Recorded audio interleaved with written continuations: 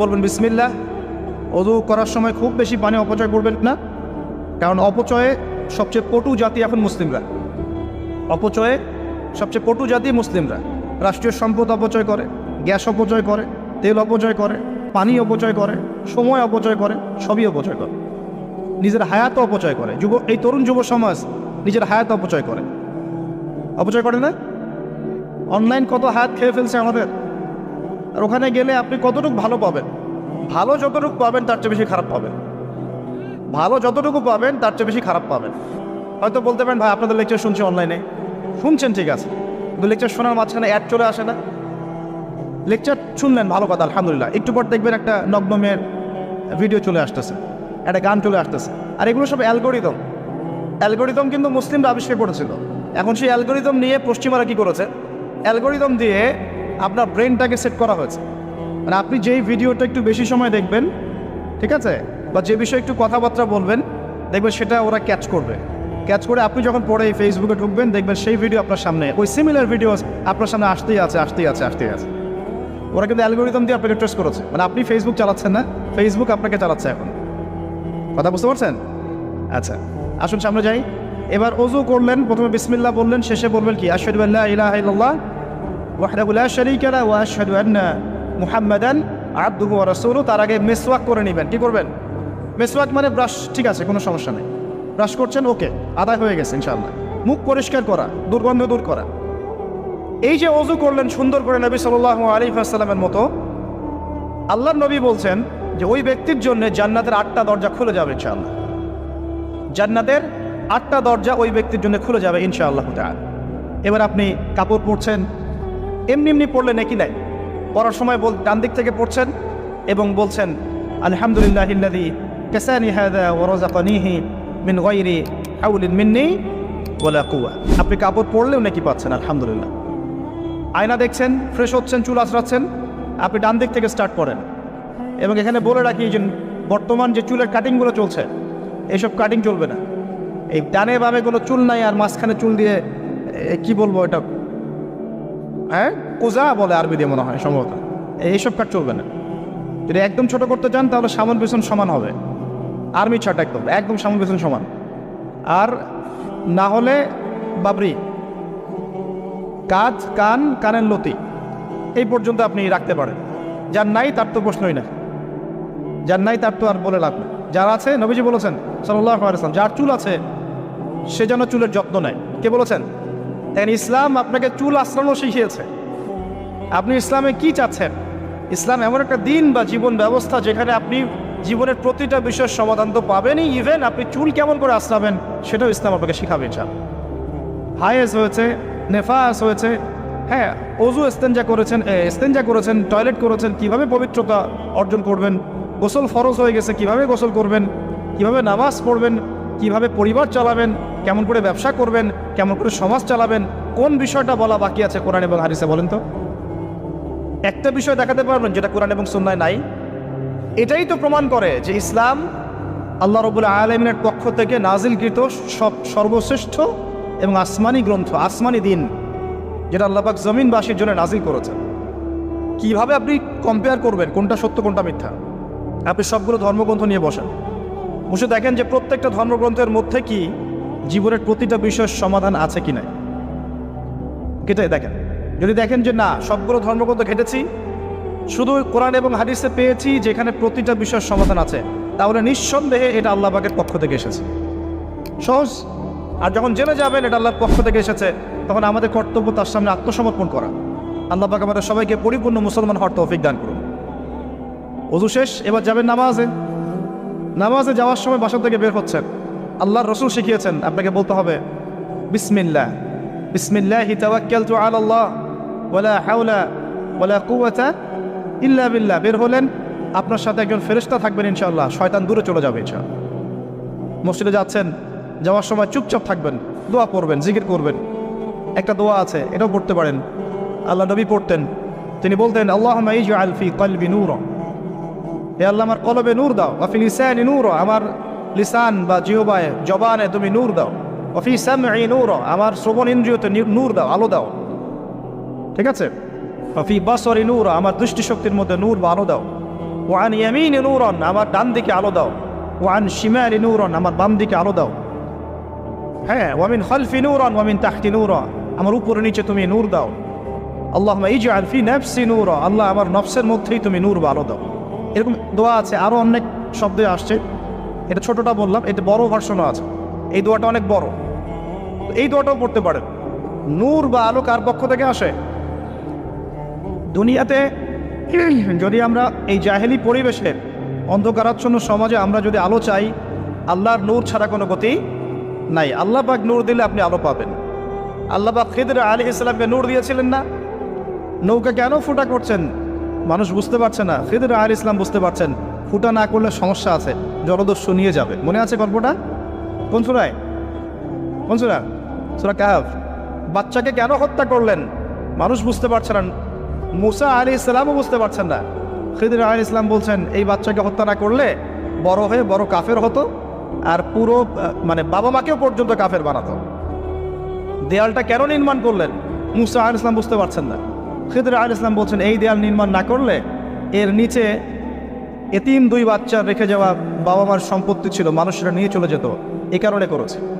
তো যা সবাই বুঝবে না, যা সবাই দেখবে না, যা সবাই উপলব্ধি করতে পারবে না, আপনি যদি সেটা দেখতে চান, শুনতে চান, উপলব্ধি করতে চান, তাহলে আল্লাহর নূর লাগবে। কি লাগবে? আল্লাহ পাকের নূর এমনি এমনি আসবে না। আগে ফরজিয়াতের উপর আমল করতে হবে, নফল আমল বাড়াতে হবে, সুন্নতের উপর পাবন থাকতে হবে, মনের মধ্যে রোগ দূর করতে হবে। মনে অহংকার রাখলে নূর আসবে না, মনে হিংসা বিদ্বেষ রাখলে নূর আসবে না, সারাদিন গীবত তহমত সমালোচনা গালিগালাজ করে নূর আসবে না, হারাম খেলে নূর আসবে না। এক কথায় তাসকিয়া বা আত্মশুদ্ধি দিয়ে অর্জন না করতে পারলে নূর আসবে না। আর আল্লাহর নূরওয়ালা মানুষদের কাছে গেলে ইনশাল্লাহ নূর আসবে। এরকম মানুষ তো খুঁজে পাওয়া এখন মুশকিল না? আমরা মোটামুটি সবাই দিন দিন কেমন জানি বস্তুবাদী হয়ে যাচ্ছে। বস্তুবাদী মানে দুনিয়ার ফিকিরটা বেশি, দুনিয়া ঠিক রেখে তারপর পরকাল করতে চাই, তাই না ভাই? আল্লাহ পাক আমাদেরকে বোঝার তৌফিক দেয় যে এই দুনিয়ার জীবনটা সংক্ষিপ্ত এবং চিরস্থায়ী নয়। আমাদের প্রতিটা কাজ পরকালীন স্বার্থে করা উচিত। আল্লাহ পাক বোঝার তৌফিক দান। নামাজ পড়তে যাবেন, এবার নামাজের মধ্যে চেষ্টা করবেন আজান এবং একামত এর মাঝখানে বেশি বেশি দোয়া করার জন্য। নবীজি বলেছেন আজান একামতের মাঝখানে দোয়াগুলো আল্লাহ পাক ফেরত দেন না। আজান একামতের মাঝখানে যে কোনো দোয়া করবেন ইনশাআল্লাহ আল্লাহ পাক কবুল করবেন, যদি আপনার রিজিকটা হালাল হয়। আল্লাহ পাক তৌফিক দান করুন, আমিন। তারপরে নামাজে দাঁড়ালেন, একামত হয়ে গেছে। এখন কি নামাজ কি আমরা 4 মিনিটে 4 রাকাত নামাজ শেষ করে দেব? আমরা কি 3G 4G 5G নামাজ পড়বো, নাকি নবী সাল্লাল্লাহু আলাইহি ওয়াসাল্লামের মতো ধীর স্থিরভাবে নামাজ পড়বো? কোনটা? আর নামাজের যে কিছু মাসআলা আছে, এই মাসআলা ইখতিলাফি মাসআলাগুলো কি নিয়েই কি আমরা পড়ে থাকবো, নাকি নামাজের ভিতরে যে প্রাণ, আধ্যাত্মিকত্ব, ইহসান, মারিফত, এগুলোর ফিকির করবো? কোনটা বলেন? হাত কোথায় বাঁধবো, পায়ে পা লাগাবো কি লাগাবো না, আমিন জোরে বলবো না আস্তে বলবো, আর কি রফুল ইয়াদান করবো কিনা, ব্যাস এই তো আমাদের মাসালা নাকি? এইগুলো নিয়েই তো আমরা মোটামুটি মসজিদ তো ভাগ করেছি মাশাআল্লাহ অনেক, নাকি? এবং সেগুলোকে আমরা মনে করি যে আমরা জিহাদ করেছি আমাদের মধ্যে। হ্যাঁ, উম্মার ঐক্য নষ্ট হয়ে গেছে। উম্মার ঐক্য কী হয়েছে? নষ্ট হয়ে গেছে। এভাবে আস্তে আস্তে উম্মার ঐক্য নষ্ট করা হয়েছে। আর উম্মার ঐক্য যে নষ্ট হোক এটা কারা চাইবে?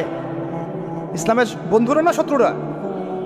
আমরা সবাই মিলে যদি এই পুরো বাঙালি জাতি এবং আমার উম্মা যারা আছে মুসলিম, আমরা সবাই ঐক্যবদ্ধ থাকি, আমাদেরকে কি হারানো খুব সহজ, নাকি বিভক্ত হয়ে গেলে সহজ? তো বিভক্ত হয়ে যায় এটা কারা চাইবে? নিঃসন্দেহে ইসলামের দুশ্মনরাই চাইবে। তো আমরা বিভক্ত হয়ে যাচ্ছি কারণে অকারণে। তো দেখুন নামাজের মূল জিনিসটা কি? আল্লাহকে পাওয়া। নামাজে দাঁড়িয়েছি, নামাজে কতটুকু মনোযোগ থাকে, কি পড়ি বুঝি কিনা, সূরা ফাতিহার অর্থ বুঝি কিনা, সেজদায় আল্লাহকে পাই কিনা, আমি দোয়া করলে আমার চোখ দিয়ে পানি ঝরে কিনা, তেলাওয়াত বুঝি কিনা, রুকু ধীরস্থিরভাবে করি কিনা, সেজদা ধীরস্থিরভাবে করি কিনা, নামাজে কি আমি চুরি করি, এগুলো খেয়াল রাখতে হবে। স্থিরতা থাকবে। অনেকে দেখি নামাজে রুকু করেন, রুকু থেকে মাথা না তুলেই আবাস করে সেজদায় চলে যান, করেন কি না? এটা নামাজ চুরি করা। এই নামাজ আল্লাহর কাছে কবুল হয় না। একটা হাদিসে আসছে বহু নামাজি আছে যাদের নামাজ শেষ হওয়ার পরে নামাজটাকে নিয়ে তাদের মুখের উপর নিক্ষেপ করে দেওয়া হয়। বলে নাউজুবিল্লাহ। আমরা কি এমন নামাজি হতে চাই? নবী সাল্লাল্লাহু আলাইহি ওয়াসাল্লাম নামাজে দাঁড়াতেন, দুনিয়া ভুলে যেতেন। দুনিয়ার ফিকির থাকতো না কোনো, পা ফুলে যেত, তিনি টেরই পাচ্ছেন না।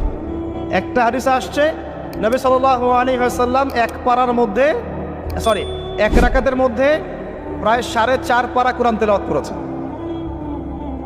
আমরা তো এতটুকু পারবো না, আমরা জানি, কিন্তু অন্তত পক্ষে 10টা আয়াতও যদি পড়ি, একটা সূরাও যদি পড়ি, এটাকে ধীর স্থিরভাবে পড়া যাবে কিনা? যাবে না? একটু অর্থটা বুঝে পড়া যায় না? আমরা তো যখন সূরা ফাতিহা পড়ি, আল্লাহ পাকের সাথে আমরা কিন্তু কথোপকথন করি, আপনি কি জানেন? এই হাদিসে শোনেন, যখন আল্লাহু আকবার বলে দাঁড়াই এবং সূরা ফাতিহা সানার পরে সূরা ফাতিহা স্টার্ট করে আমরা বলি আলহামদুলিল্লাহি রাব্বিল আলামিন, আল্লাহ পাক উত্তর প্রদান করেন, বলেন হামিদানি আব্দি। আমরা বলি আর রহমানির রহিম, আল্লাহ পাক বলেন ইসনা আলাইয়া আব্দি। আমরা বলি মালিকি ইয়াউমিদ্দিন, আমরা বলি যখন আল্লাহ পাক তার উত্তর দেন, বলেন মাজ্জাদানি আব্দি। আমরা বলি ইয়াকা না'বুদু ওয়া ইয়াকা নাস্তাঈন, আল্লাহ পাক বলেন হাযা বাইনি ওয়া বাইনা আব্দি। আমরা দোয়া করি, বলি ইহদিনাস সিরাতাল মুস্তাকিম সিরাতাল লাযীনা আন'আমতা আলাইহিম গায়রিল মাগদুবি আলাইহিম ওয়ালাদ-দাল্লিন। এরপর আল্লাহ পাক বলেন ওয়ালি আব্দি মা সাআলা, আমার বান্দা যে পথ চেয়েছে আমি তাকে তা দিলাম আলহামদুলিল্লাহ। এই যে নামাজে আল্লাহর সাথে আমরা মোনাজাত করি, মোনাজাত মানে আল্লাহর সাথে চুপে চুপে কথা বলা। মোনাজাত মানে কি? শুধু এটাকেই মোনাজাত বলে না, মোনাজাত মানে আল্লাহর সাথে চুপে চুপে কথা বলা। আমরা আল্লাহর সাথে ফিস ফিস করে ভাবে নামাজে কথা বলি, কতজন ফিল করি? প্রিয় ভাইরা, নামাজ পড়বো ধীর স্থিরভাবে। ওয়ামা খালাকতুল জিন্না ওয়াল ইনসা ইল্লা লিয়াবুদুন, আল্লাহ পাক বলছেন আমি মানুষ আর জিন জাতিকে শুধুমাত্র আমার ইবাদত করার জন্যই সৃষ্টি করেছি। সো এত তাড়াহুড়ার কিছু নাই, নামাজ পড়তেই দুনিয়া আসছে, আল্লাহর হুকুম আহকাম পালন করতেই দুনিয়া আসছে। একটু হোক না, দোকানটা 5টা মিনিট পরেই না হয় খুললেন, ঠিক আছে, ক্ষেত খামারে 5টা মিনিট পরেই না হয় গেলেন, কি এমন হয়ে যাবে? ফরজ নামাজটা অন্তত পক্ষে ধীর স্থিরভাবে পড়েন, বাসায় গিয়ে আপনি সুন্নত পড়তে পারেন, কোনো সমস্যা নেই। নফল নামাজ আপনি ইচ্ছা মতো পড়েন, আল্লাহ পাক তৌফিক দান করুন। নামাজ শেষ হয়ে আমরা কি উঠে চলে আসবো, নাকি একটু সুন্নত আছে? নামাজ শেষ করার পর আরও সুন্নত আছে। নামাজ শেষ করার পরে একবার বলতে হয় আল্লাহু আকবার, তারপর 3বার বলতে হয় আস্তাগফিরুল্লাহ আস্তাগফিরুল্লাহ আস্তাগফিরুল্লাহ। একবার বলতে হয় আল্লাহুম্মা আনতাস সালাম ওয়া মিনকাস সালাম তাবারাকতা ইয়া যাল জালালি ওয়াল ইকরাম। আরও বলতে হয় আল্লাহুম্মা আইন্নি আলা যিকরিকা ওয়া শুকরিকা ওয়া হুসনি ইবাদাতিকা। এগুলো পড়তে হবে না? গুরুত্বপূর্ণ সুন্নত। যখন সুন্নতের উপর আমল না করব, তখন তো সারা জীবনের সুন্নত প্রতিষ্ঠা হবে না। তারপরে একবার আয়াতুল কুরসি পড়তে হয়। নবীজি বলেছেন সাল্লাল্লাহু আলাইহি ওয়াসাল্লাম, যে ব্যক্তি প্রত্যেক ফরজ নামাজের পর আয়াতুল কুরসি তেলাওয়াত করে, মৃত্যু ছাড়া জান্নাতে যাওয়ার জন্য কোনো বাধা নাই তার, আলহামদুলিল্লাহ। মরে গেলে জান্নাতে চলে যাবে ইনশাআল্লাহ। এরপরে আরও আছে আল্লাহুম্মা লা মানিআ লিমা আ'তাইত ওয়া লা মু'তিয়া লিমা মানা'ত ওয়া লা ইয়ানফা'ু যাল জাদ্দি মিনকাল জাদ। আরও অনেক দোয়া কালাম আছে, 33 বার সুবহানাল্লাহ, 33 বার আলহামদুলিল্লাহ, 33 বার আল্লাহু আকবার, তারপর কালিমা শাহাদা। তারপরে একবার সূরা ফালাক, একবার সূরা নাস, একবার সূরা ইখলাস। এগুলো পড়ে উঠে আসবেন। আমরা কিন্তু এই সুন্নতগুলোর চাইতে এখন ওই মোনাজাতকে বেশি গুরুত্ব দিই, তাই না? মোনাজাত করলেন, উঠে চলে গেলেন, তা সুন্নতগুলো আমল করবে কে? মোনাজাত তো অপেক্ষায় বসে আছেন, সালাম ফিরানো হয়ে গেছে, ব্যাস মোনাজাত 1 মিনিট শেষ, আলহামদুলিল্লাহ শেষ করলেন, কিন্তু সুন্নতগুলো আমল করবে কে? সুন্নতটা কি সরে গেল না? আমি তর্ক করতে আসিনি এই বিষয় নিয়ে। করেন বুঝলাম, আপনি করেন, ঠিক আছে করেন, কিন্তু সুন্নত আমলটা করবে কে? এই জিকির আজগার তাসবিহ তাহলিলগুলো কে পড়বে? তাহলে ওগুলো তো পড়তে হবে নাকি? ওগুলো তো পড়তে হবে। তাসবিহ তাহলিল জিকির আজগার শেষ করেন, আল্লাহ পাক তৌফিক এনায়েত করুন, আমিন। এরপরে আসেন, এবার যে নামাজ থেকে বের হয়ে গেলাম, এখন কেউ যাবে চাকরি ক্ষেত্রে, কেউ ব্যবসায়, কেউ পড়াশোনায়, হ্যাঁ, কেউ সমাজে, বিভিন্নজন বিভিন্ন জায়গায় চলে যাব না নামাজ শেষে? আচ্ছা, এখন ঘুমালাম নবীর মতো, উঠলাম নবীর মতো, দাঁত ব্রাশ করলাম, মাশাআল্লাহ, মেসওয়াক করলাম, ওযু করলাম, ইস্তেঞ্জা করলাম, নামাজে গেলাম, নামাজও পড়লাম, সব কিছু নবীর মতোই করলাম সাল্লাল্লাহু আলাইহি ওয়াসাল্লাম। এখন কি ব্যবসায় গিয়ে মাপে কম দিতে পারবো? বলেন, কথা বলেন। এখন আসল জায়গায় আসেন। নামাজ তো আলহামদুলিল্লাহ পড়লাম, জিকির আজগার করলাম, তাসবিহ তাহলিল করলাম, কুরআনও তেলাওয়াত করলাম, মাশাআল্লাহ, আল্লাহ পাককে বলে আসলাম আল্লাহ তোমারই ইবাদত করি, তোমার কাছেই সাহায্য চাই, আর কারো কাছে চাই না। এখন কি বের হয়ে আমি যখন চাকরিতে যাব বা ব্যবসায় যাব বা অন্য সেকশনে যাব, এখন কি আমি ব্যবসায় গিয়ে মাপে কম দিতে পারবো কিনা? এখন কি আমি পণ্যে ভেজাল দিতে পারবো কিনা? এখন কি আমি মিথ্যা কসম করে পণ্য বিক্রি করতে পারবো কিনা? এখন চাকরি ক্ষেত্রে গেলে আমি কি ঘুষ নিতে পারবো কিনা, আমি কি সুদ খাইতে পারবো কিনা, আমি কি বাজারে কৃত্রিম সিন্ডিকেট তৈরি করতে পারবো কিনা, বাজারে একটা রেট চলছে, আমরা পলিসি করে দামটাকে মজুত করে বাড়াই দিলাম, মানুষকে একটা ভোগা দিতে ফেললাম, পারবো কিনা, এখানে গিয়ে আমানতের খেয়ালত করতে পারবো কিনা, দায়িত্ব অবহেলা করতে পারবো কিনা, এখানে গিয়ে আমি দুনিয়ার সামান্য স্বার্থে পরকাল বিসর্জন দিতে পারবো কিনা, পারবো? যদি পারি তাহলে আমরা শুধু নামাজে মুসলিম হয়েছি, জীবনের সব ক্ষেত্রে এখনো মুসলিম হতে পারি নাই। আর যদি আমরা জীবনের সব ক্ষেত্রে মুসলমান হতে পারি তাহলে ইসলামের বিজয় আসবে ইনশাআল্লাহ। আমার কথা কি বোঝা যাচ্ছে না কঠিন হচ্ছে? এখন পরিবারে আসলাম, তো পরিবারটা ইসলামী আদর্শে করবো না? আমার বাচ্চা কাচ্চা ইসলাম শিখবে না? আমাদের বাসার মেয়েরা মায়েরা পর্দা করবে না? আমার বাসায় তালিম থাকবে না? নাকি অপসংস্কৃতি থাকবে? নামাজ পড়ে এসেই রিমোটটা নিয়ে বসে যাব এই বেহায়া সিরিয়াল দেখার জন্যে, নাকি মোবাইল ফোনে ঢুকে যাব পর্নোগ্রাফি দেখার জন্যে? নামাজ পড়ে বের হয়ে কি সিগারেট ধরাবো, বন্ধুদের পাল্লায় বসে মাদকের আসরে বসবো, নাকি মেয়ের পিছনে ঘুরবো? নামাজ তো পড়লাম, এখন কি হবে? প্রিয় ভাইয়েরা, যদি আমরা প্রকৃত অর্থেই মন থেকে নামাজ আদায় করতে পারি, নামাজ যদি কবুল হয়, আল্লাহ রাসূল বলছেন নামাজ মানুষকে পাপাচার থেকে দূরে রাখে। আল্লাহ পাকও বলছেন ইন্না সালাত তানহা আনিল ফাহশাই ওয়াল মুনকার, নিশ্চয়ই নামাজ মানুষকে সমস্ত পাপাচার থেকে দূরে রাখবে ইনশাআল্লাহ।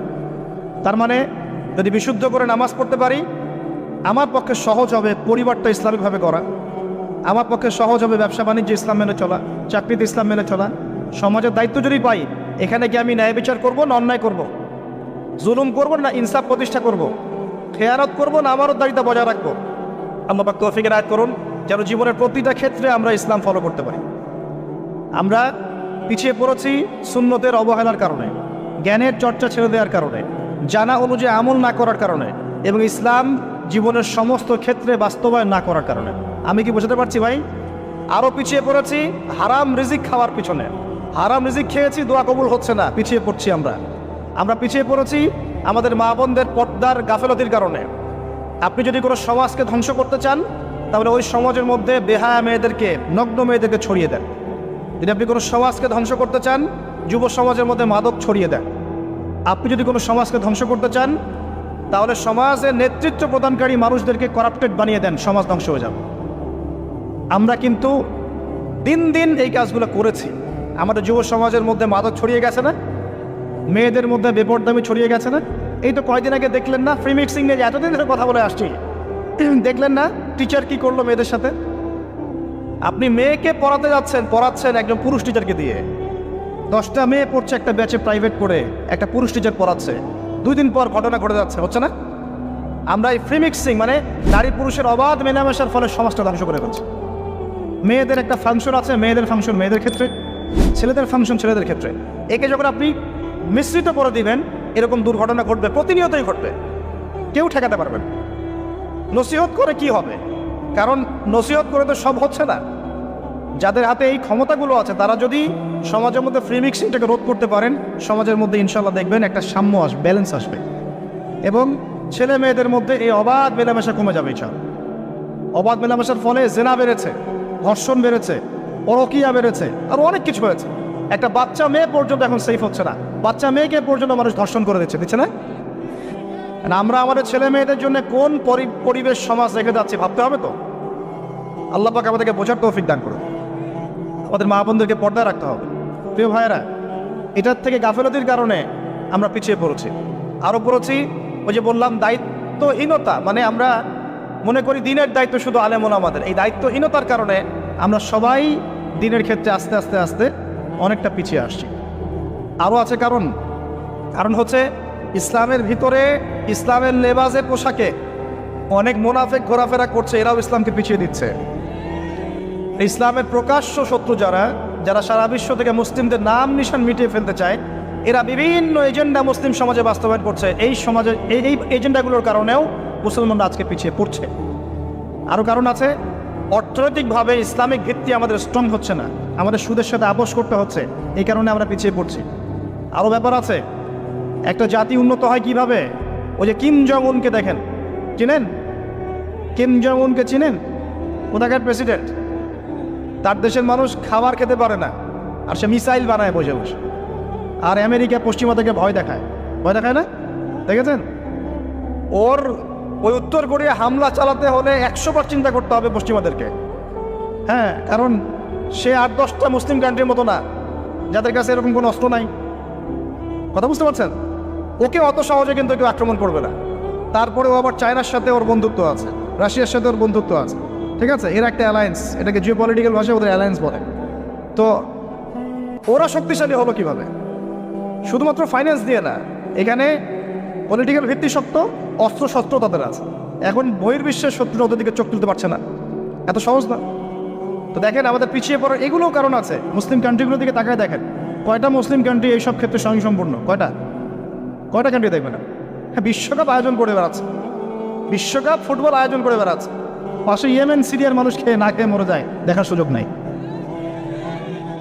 কি করছে? ওইখানে বেস ক্যাম্প দিয়ে রেখেছে পশ্চিমাদের জন্য, ওখানে বেস ক্যাম্প খাটি দিয়ে রেখেছে পশ্চিমাদের জন্য। এবং বহু মুসলিম কান্ট্রি যারা মানে আমাদের কাছে এখন আইডল হয়ে বসে আছে, ভিতরে ভিতরে ইহুদি খ্রিস্টানদের সাথে বন্ধুত্ব করে বসে আছে। তারা উঠতে বললে ওঠে, তারা বসতে বললে বসে, ওদের ইশারায় কাজ করে কি না? জিও পলিটিক্যাল ভিত্তি দুর্বল, ইকোনমিক ভিত্তি দুর্বল, ফাইন্যান্স দুর্বল, আর আমরা আধ্যাত্মিকত্ব তো দুর্বলই। তো সব মিলিয়ে এই যে 100 বছরে আমরা পিছিয়ে পড়লাম, এখানে 100টা কারণ খুঁজে বের করা যাবে, এত কারণ বলার সময় নেই।